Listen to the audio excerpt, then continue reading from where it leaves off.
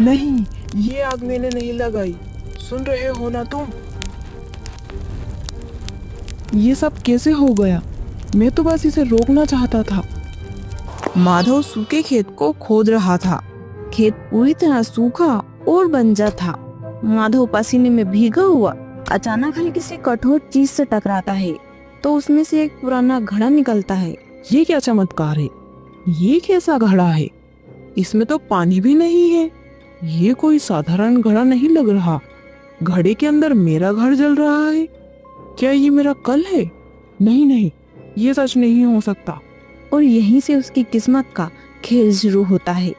लेकिन जो मुझे दिख रहा है वो झूठ भी कैसे हो सकता है? हे भगवान, ये कैसा इशारा है? और तभी गांव का सबसे लालची इंसान मुखिया यहाँ सब छुपकर देख लेता है।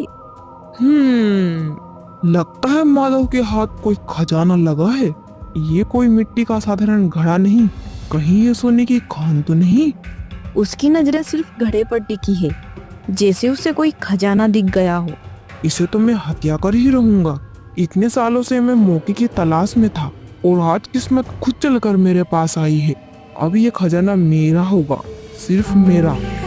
अगली सुबह माधव घबराकर चारों तरफ बाल्टियां भर रहा है। वहाँ पूरे घर को पानी से भिगो देता है। आज न चूल्हा जलेगा न दिया। मैं आग लगने ही नहीं दूंगा, चाहे मुझे कुछ भी करना पड़े। मैं हर खतरे को पहले ही खत्म कर दूंगा। तभी मुखिया अपने लठों के साथ वहाँ पहुँचता है। अरे माधव, ये क्या पागलपन है रे? सुना है तुझे खेत से कोई पुराना मिट्टी का घड़ा मिला है जिसमें कोई खजाना है। चल निकाल उसे बाहर। मुखिया जी, ये खजाना नहीं, मेरी किस्मत है। मुझे पता है आज क्या होने वाला है और मैं उसे रोक कर ही रहूंगा। आप यहाँ से चले जाइए। गांव का मुखिया मैं हूँ, उस पर सिर्फ मेरा हक है। ये गांव की जमीन है और यहाँ मिलने वाली हर चीज पर मेरा अधिकार है। चुपचाप दे दे, वरना अच्छा नहीं होगा। ये मेरा मामला है मुखिया जी, मेरे घर का सवाल है। आप इसके बीच में मत पड़िए, वरना अच्छा नहीं होगा। अच्छा, तो तू सीधे रास्ते से नहीं मानेगा। मैं अभी आता हूँ माधव, फिर देखता हूँ तेरा घड़ा और तेरी किस्मत। जब मैं लौटूंगा ना, तो तेरे पास ना कोई बहाना होगा ना कोई बचाव। तू चाहे जितनी कोशिश कर ले, ये घड़ा अब मुझसे नहीं बच पाएगा। माधव बिना रुके इधर उधर कोने को पानी से भिगो रहा है, जैसे किसी बड़े खतरे को रोकने की कोशिश कर रहा हो। और माधव बाल्टियों के बीच खड़ा कांप रहा है। तभी मुखिया वापस आ जाता है और तभी झपट्टा मारकर माधव के हाथ से घड़ा छीनने की कोशिश करता है। छोड़ दे इसे। तू गरीब का बच्चा इस खजाने का क्या करेगा? ला मुझे दे। नहीं मुखिया जी, इसे मत छुओ, अनर्थ हो जाएगा। आप समझ क्यों नहीं रहे? ये घड़ा कोई खजाना नहीं, एक चेतावनी है। बस कुछ ही पल बचे हैं, सब कुछ बर्बाद हो जाएगा। इसकी कीमत समझने के लिए बड़ा आदमी होना पड़ता है, और तू बस इसे छुपाकर अपनी किस्मत आजमा रहा है।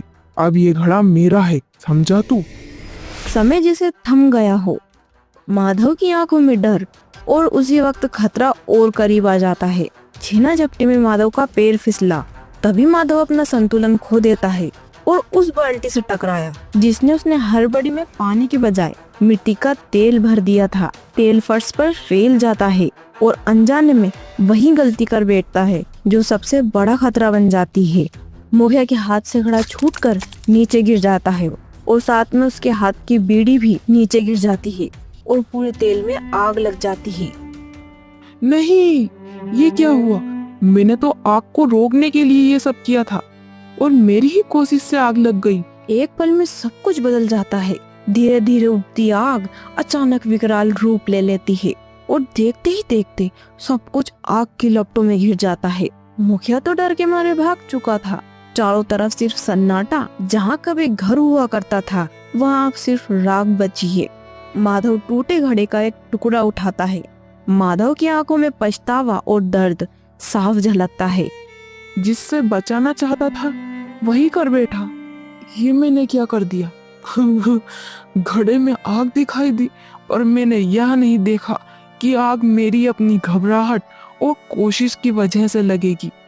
अगर मैं शांत रहता तो आज मेरा घर सलामत होता। मैंने डर में आकर सोचने की ताकत ही खो दी और इसी डर ने सब कुछ छीन लिया।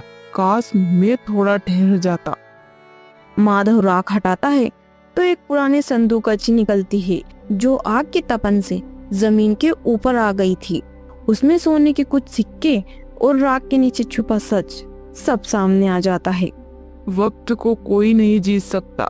मैंने कल को बदलने की चिंता में अपना आज जला दिया। अब समझ में आया है कि भविष्य से लड़ने की नहीं, उसे समझने की जरूरत होती है। कभी कभी भविष्य बदलने की कोशिश उसे और भी भयानक बना देती है। कल की चिंता छोड़ो